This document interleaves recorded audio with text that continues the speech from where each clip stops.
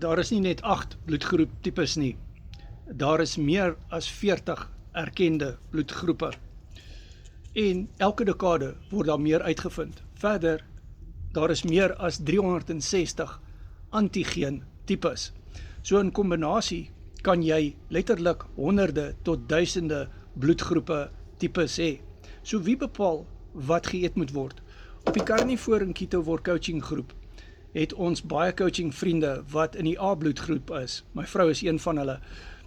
Sy is nie veronderstel om vleis te kan eet nie, en tog doen sy die Ketowar met sukses en sy het lank die Carnivore gedoen. So, wie bepaal watter antigene moet gekyk word? Verder, as jy logies daaraan dink, bloedgroepe is eintlik redelik 'n nuwe konsep, en ons voorvaders het almal rooi vleis geëet. En as jy dan eers moes bepaal watter bloedgroep jy nou eintlik is en wat jy moet eet, as daai tegnologie nog nie bestaan het nie, dit maak net nie sin nie. Verder, die bloedgroepdieete is geskoei op 'n baie swak studie. Ons het die bloedgroep bootcamp gedoen, en die sukses van die bloedgroepdieete is geskoei daarop dat hulle sekere goed uitsny vir sekere mense, byvoorbeeld lectines vir sekere mense, maar op die Carnivore dieet doen ons dit in elk geval.